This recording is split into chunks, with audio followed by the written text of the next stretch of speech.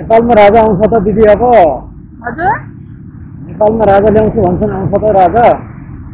खै यताउता गर्यो उही जनतालाई मार्ने काम त हो अब त्यही त्यो राजा ल्याउने कारणले गर्दाखेरि जाम भएर हिजो कम मान्छेलाई कति आपत भयो हो र तपाईँ पनि पर्नुभयो त्यहाँ म त परेन त्यही पनि त बिचरा मान्छेहरू त सबै हिँडिरहेको थियो बाटोमा हिजो त अनि मान्छेलाई कति टेन्सन भयो अब त्यो कसैले कसैको बारेमा सोच्ने होइन सबलाई आफ्नै पर्यो आफ्नै गाउँहरूको कुरा मेरै आमा बाउ मेरै हजुरबा हजुरआमा मेरै फ्यामिलीमा सबजनाले अब एमाले काङ्ग्रेसमा भोट दिन्छन् अब हामीले नदिनु भनेर हुँदैन किन भन्दा पनि मान्दैनन्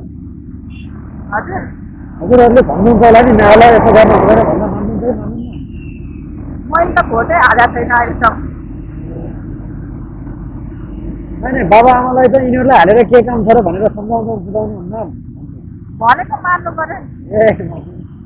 हामी त के अरे हाम्रो त नसा नसामा छ हामी त बच्चैदेखि काङ्ग्रेस भन्छौँ धेरैले त्यस्तै हो क्या त्यही त भयो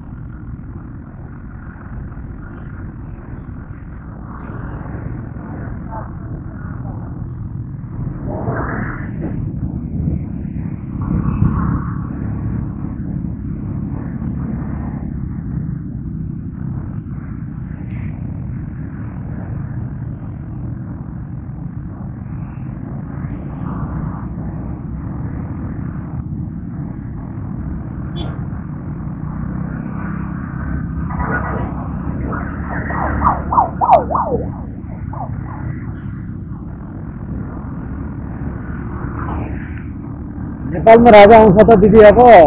हजुर नेपालमा राजा ल्याउँछु भन्छन् आउँछ त राजा खै यताउता गर्यो उही जनतालाई मार्ने काम त हो अब त्यही त्यो राजा ल्याउने कारणले गर्दाखेरि जाम भएर हिजो कम मान्छेलाई कति आपत भयो हो र तपाईँ पनि पर्नुभयो त्यहाँ म त परेन त्यही पनि त बिचरा मान्छेहरू त सबै हिँडिरहेको थियो बाटोमा हिजो त अनि मान्छेलाई कति टेन्सन भयो अब त्यो कसैले कसैको बारेमा सोच्ने होइन सबलाई आफ्नै पर्यो त्यो बेलामा राजा मन परेन हटाउ हटाउ भन्यो अब अहिले फेरि आउ आउ भन्छ के हो त्यो तपाईँको नजरमा के राजा ठिक कि अहिलेको ठिक हो व्यवस्था राजै ठिक हो जस्तो लाग्छ है आफ्नो भाइ सन्तानलाई मात्रै राजा बनाइरहन्छ भन्छन् त मान्छेहरू फेरि त्यो पनि के राम्रो होला भन्छन् अब मर्ने मान्छे मरेर गइसक्यो अब मरेको मान्छेलाई लिएर त भएन नि त अगाडि बढ्नु घरमै हाम्रो आफन्त कोही मऱ्यो अब उसकै शोकमा रोएर सबै छोडछाड पारेर मात्रै हुँदैन अगाडि त बढिन्छ त्यसै हो भन्नाले कस्तो कुरा गर्नुभयो तपाईँले खास अब मर्यो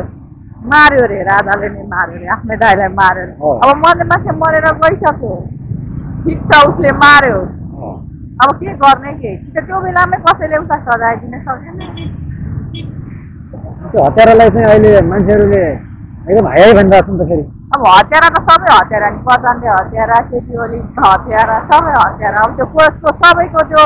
कसले कसलाई मार्यो भनेर त्यो निकाल्न थाल्यो भने त सांसदमा मान्छे कोही नहर होला सांसद भवन खाली हुन्छ कोही नरहला नि त कोही न कोही त होला त्यस्तो सोच्ने हो भने अनि अब के गर्ने यस्तो चाहिँ के यस्तो हुनु पर्यो कि त जनताले चुनेको प्रधानमन्त्री हुनु पर्यो त्यो खुल्ला भोट हुन्छ नि त्यो हुनु पर्यो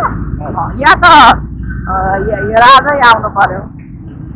प्रत्यक्ष कार्यकारी धेरै राम्रो प्रत्यक्ष भयो भने चाहिँ प्रत्यक्ष भयो भने त जहाँ भोट हाल्न जा भने नि जाने प्रत्यक्ष होला जस्तो लाग्छ लाग्दैन यहाँको व्यवस्था हेर्दाखेरि होला जस्तो मलाई लाग्दैन त्यो असम्भव हो नेपालमा त त्यो नहुने कुरा हो जनता बाठा त भइसकेका छन् है सनातन अलिअलि मान्छे बाठो भएर भएन काठमाडौँ बस्ने मान्छे मात्रै बाठो भएर भएन गाउँघरमा गयो भने अहिले पनि हाँस्ने गाउँहरूको कुरा मेरै आमा बाउ मेरै हजुरबा हजुरआमा मेरै फ्यामिलीमा सबजनाले अब एमाले काङ्ग्रेसमा भोट दिन्छन् अब हामीले नदिनु भनेर हुँदैन किन भन्दा पनि मान्दैनन् हजुर हजुरहरूले भन्नुहुन्छ होला नि नहोला यसो गर्नु हुँदैन भन्दा मान्नुहुन्छ कि मान्नुहुन्न मैले त भोटै हालेको छैन अहिलेसम्म होइन बाबा आमालाई त यिनीहरूलाई हालेर के काम छ र भनेर सम्झाउनु बुझाउनु हुन्न भनेको मान्नु पर्यो ए हामी त के अरे हाम्रो त नसा छ हामी त बच्चैदेखि काङ्ग्रेस भन्छौँ धेरै नै त्यस्तो हो क्या त्यही त भयो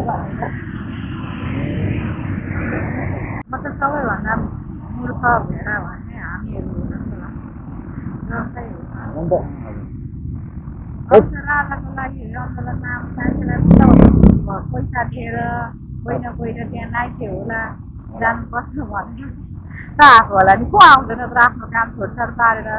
नभए भाडा पिटी काठमाडौँ कोही आउँदैन नि ए त्यही बिक्नले त सकिया छ त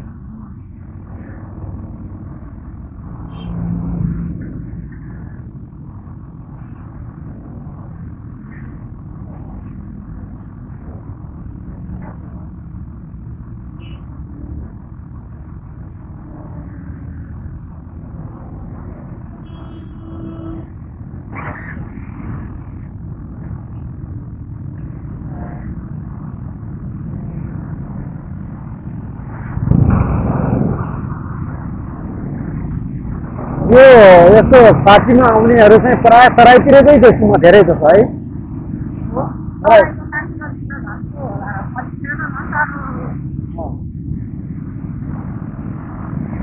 काठमाडौँमा पनि धेरै जस्तो तराईकै ल्याइरहेको हुन्छ क्या जुनसुकै पार्टीको पनि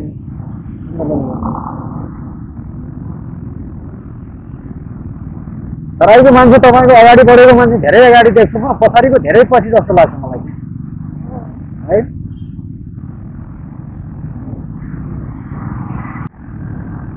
हिजो एउटा त्रिचन्द्रमा पढ्ने एउटा विद्यार्थी नेविसनको ऊ रहेछ विद्यार्थी सङ्गठनको के रहेछ होइन त्यो आमा यस्तो भन्यो कि त्यस्तो कुरा गर्यो त्यो मान्छेले हेर्नु नेपाली काङ्ग्रेसभन्दा सत्ता यहाँ राष्ट्रभक्ति को छ भनेर पुरै दियो भन्छ सादा यस्तै हुन्छ यस पार्टीमा लागेपछि त्यस्तो भुत चढ्ने थाहा यस्तो भने कि कुरै नै त्यो पार्टीमा लागेको मान्छेले पार्टीको भोट गरेको मान्छे जसले त्यहाँबाट त्यो पैसाहरू हानेसम्म गरेको हुन्छ उनीहरूसँग त कसैले सक्दैन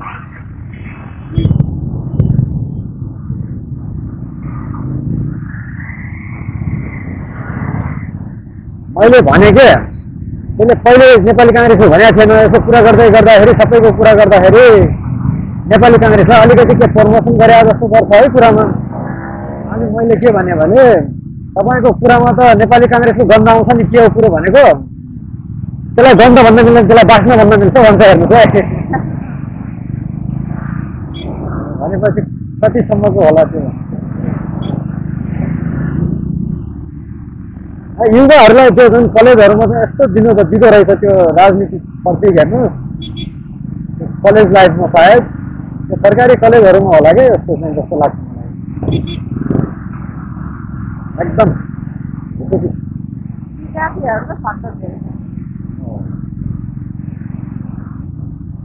गगन थापालाई हेरेका छन् भन्छन् के अरे गगन थापा पनि हिजो विद्यार्थी आन्दोलनबाट अगाडि आउनुभयो भन्छन् होइन बाख्राकोटमा नाम त्यत्रो लेखिन्छ अनि कसरी गगन भन्छ तिमीहरू भनेको त्यो भन्ने त जे पनि भन्छन् नि उहाँले स्वास्थ्यमा के कति राम्रो काम गर्नुको तपाईँलाई केही थाहा छ भन्नु भन्छु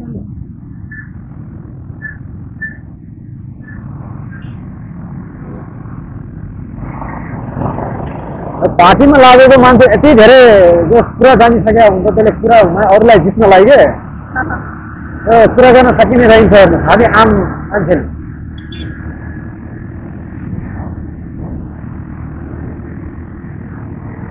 यो तपाईँको यो एरियाबाट पुरै जाम यो त यो एरियामा जुम्लासम्मै जान्छ राम्रो नै जान्छ कि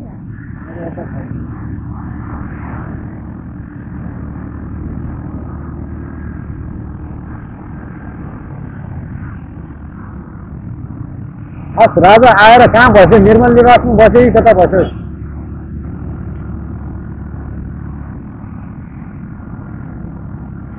अब आएर यस्तो हुँदाखेरि हाम्रो नेपालको करेन्सी कुनै देशमा भ्यालु छैन हामीले अब पहिला पहिला कुन कुन कन्ट्रीमा जानलाई भिजा लाग्दैन थियो थाइल्यान्ड जान हामीलाई भिजा लाग्दैन थियो अहिले अब अलिकतामा इन्डिया जानलाई हामीलाई भिजा लगाइदिनु सकेको छैन त्यस्तो भइसक्दाखेरि पनि अब फेरि राजा आएर पनि जस्तै नेता हामीले जस्तै गऱ्यो भने त मारिदियो हुन्छ सबैले है रवि लामिछानेलाई कसरी हेर्नुहुन्छ भ्रष्टाचारी भन्छन् मान्छेहरूले माफिया भन्छन् के साँच्चै माफिया नै हो त रवि लामिछाने पनि रवि लामिछाने जस्तो मान्छे त को होला र माफिया रवि लामिछानेले पनि त आफू माथि उठ्नको लागि कतिलाई मार्यो हो र त्यस्ता मुला लामिछाने किन हो त्यस्तो भन्ने के कसलाई मारेर त्यसले तपाईँको बोलीमा पनि अर्का कसैको गन्दा देखिन लाग्यो क्या कुरो हो त्यस्तो त होइन मैले अहिलेसम्म भोट हालेको छैन त्यस्तो जुलुसमा गएको छैन तर पनि उनीहरूको कारणले गर्दाखेरि धेरै ठाउँमा हामीले उ पाएको भयो यति धेरै ट्याक्स तिर्छौँ हामी के को लागि सुविधाको नाममा सर छैन लामिछाने त भर्खर भर्खर आउँदै थियो उदाउँदै थियो उसको गल्ती के छ र ट्याक्स त केमा छैन होला भन्नु न यति महँगो स्कुल छ यति महँगो हस्पिटल स्कुल नै यति महँगो भयो भने कसरी पढ्ने मान्छे कसरी शिक्षित हुने स्कुलमा त सबैभन्दा धेरै ठुलो भ्रष्टाचार चाहिँ कालो धन्दा स्कुल र हस्पिटल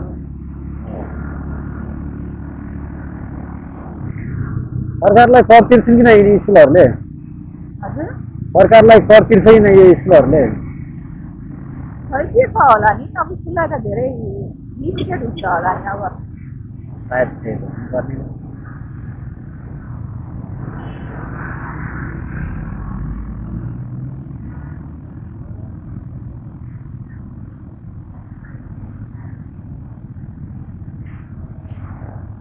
एउटा एलकेजीमा पढ्ने बच्चाको 30,000सम्म छ भन्थ्यो अस्ति एउटाले फी त्यति धेरै महँगो हुन्छ अब एउटा दुईवटा बच्चा पाउनलाई मान्छे घर काप्ने बेला भन्छ त्यत्रो कसरी पढाउनु बिचराले एक महिनामा 30,000 गाडी खानु होला अनि कसरी पढाउनु उनीहरूकै हिसाबले लुगा लगाइदिनु पऱ्यो उनीहरूकै ड्रेस कोड उनीहरूकै हिसाबको कपी किताबमा ल्याउनु पऱ्यो पेन उनीहरूले अब आफूले सस्तो किन्छु भन्न पाइएन त्यस्तो पनि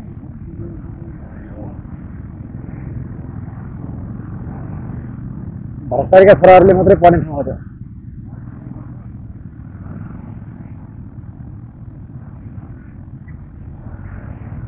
सबै मान्छे भन्नुहुन्छ भन्ने त्यही पनि त नि यस्तो मान्छेले कसरी पढाउने 15,000 रुपियाँ तपाईँको के अरे एउटा व्यक्तिको पारिश्रमिक भन्न तोक्छ सरकार 30,000 एउटा बच्चाको फी लिन्छ भने कसरी इन्डियामा तपाईँको जस्तै भए पनि इन्डिया चाहे जस्तो कि हो तर उसले रासन कार्डहरू दिएको छ उनले कति कति किलोको कस्तो मान्छेलाई के फ्रीमा दिनु भनेर दिएको छ दिएको पनि छ नि यहाँ त कति छोडे कमाउने मान्छेले पनि बस के अरे बाँचिरहेको त्यहाँ महिनामा 3,000 कमाउने मान्छे पनि बस्न सक्छ काठमाडौँमा त 1 लाख रुपियाँ कमाउने मान्छे नि बचाउँदैन होला पैसा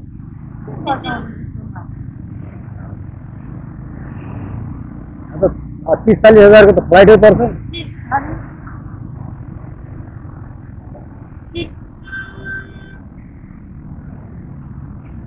राजा फेरि हेरपुर आउनु आइदियो खै राम्ररी काम गर्छ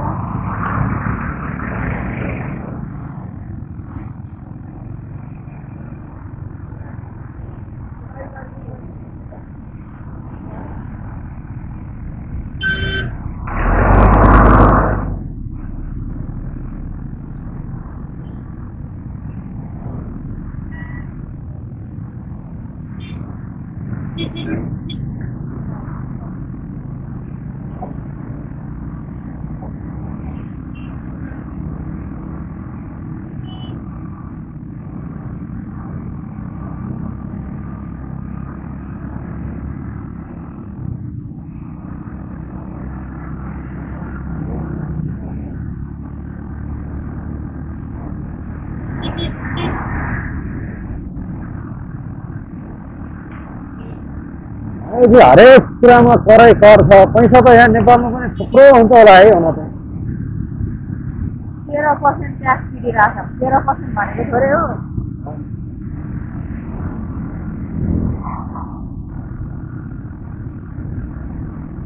अब अलिक बारमा बङ्गलादेशहरू जस्तो हुन्छ है। भनेपछि यिनीहरूले नेताहरूले चाहिँ 700 तला पुग्ने गरी कमाइसके। नेताहरूले त के कमाउनु, जो ठुल्ठुलो नेताहरू छन् बस्ने छैन उनीहरूको ओलीको त कसको लागि कमाएको हो। प्रचण्डको पनि को छ, त्यही छोरी त भयो, छोरो गइगयो, शेरबहादुरको एउटा छोरो होला।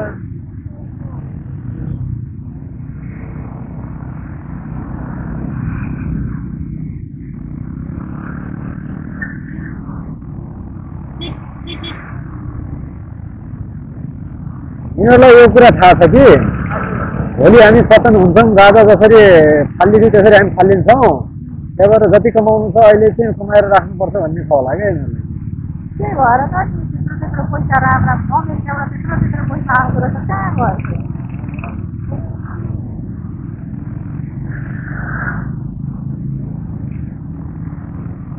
अर्को घरले आउने पैसाहरू मुलाबाट बाटो बनिएको छैन, कामको ठाउँको पऱ्यो। यो त धेरै राम्रो। अब यहाँबाट हेर्नु न, त्यो के अरे काबेलबाट उता कलङ्कीसम्म धुलो के हो, त्यो धुल्याङ्गे त्यो बस पार्क एरिया। भगवान् भनेर भन्न त हुँदैन नै पनि। इन्डियन जसले पैसा तिरेको छ नगर तिनीहरूलाई भिआइपी दर्शन गराउँछ भगवान् जस्तो ठाउँमा। त्यस्तो छ थाहा छैन सबैलाई? मलाई थाहै थिएन। भित्र उनीहरूको लागि त्यस्तै, उनीहरूले त्यहाँभित्र गएर मूर्तिलाई छुन पायो, हेर्न पायो। जब कि नेपालमा बस्ने मान्छेले त्यहाँको भित्रको मूर्ति देखेको छैन होला अहिलेसम्म। त्यस्तो प्रस्तुत छैन। सबैभन्दा ठुलो भ्रष्टाचारमा एउटा मन्दिर पनि हो है। मान्छेलाई आफ्नो कालो धस्का लाग्ने भनेर सोच्छ है, मन्दिर बनाउने सबै सबैभन्दा बेस्ट आइडिया है। अनि त्यहाँ चन्दाको रूपमा आफ्नो मान्छेहरूले उता चन्दाको रूपमा पैसा कसले दियो पनि आफ्नो मर्जी भन्ने राख्ने आइडिया राम्रो रहेछ। एउटा मन्दिर चाहिँ बनाउने, चन्दा आयो भन्ने, सट्टा आफ्नो कालो धन त्यतै देखाउने। राम्रो अहिले त त्यस्तो कुरोहरू चलन गर्छ। हेलो हजुर,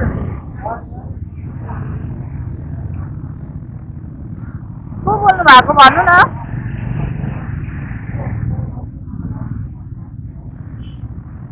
यो कहाँ पर्यो भन्नु? यो त अफिसको नम्बर हो मेरो, म यहाँनिर काठमाडौँमा छु।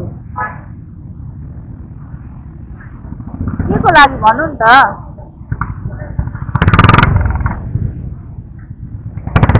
दार्जिलिङ स्टेसनको लागि भन्नुभएको?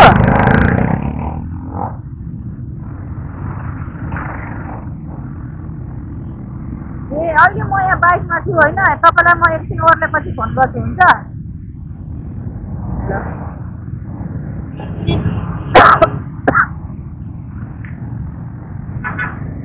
त्यस्तो हो दाइ होइन होला भाइ। अब होइन, मैले त रेस्पेक्ट गरेर दाइ भनेको। अब भाइ भन्दा पनि रेस्पेक्टै हुन्छ होइन। जस्तो आफूले आफूलाई ठुलो सोचेको भन्ने हुन्छ नि त। होइन नि, तर तरतिरको मान्छेले होइन किन बच्चालाई पनि दाइ भनिरहनु भएको हुन्छ? त्यो के रेस्पेक्ट गरे हो? मैले चाहिँ रेस्पेक्ट गरेर भने हो, कसैले खसालेर पनि भन्न सक्नुहुन्छ होइन। मान्छे अगाडिको मान्छेले कुन हिसाबले कुन सोचाइले भनेर त्यो उसमा डिपेन्ड गर्छ। धेरै जसोले म चाहिँ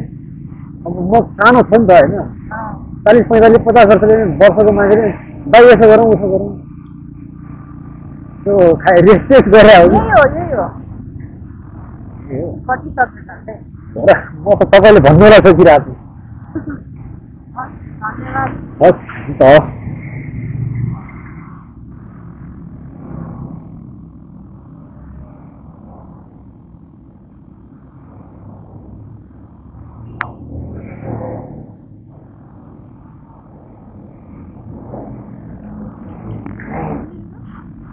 हस्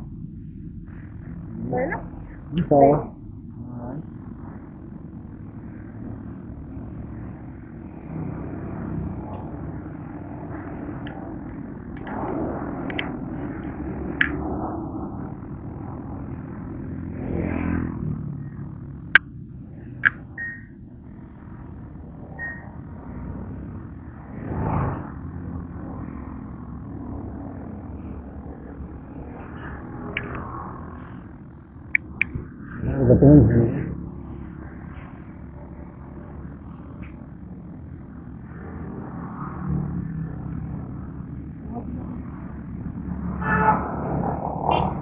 Betul.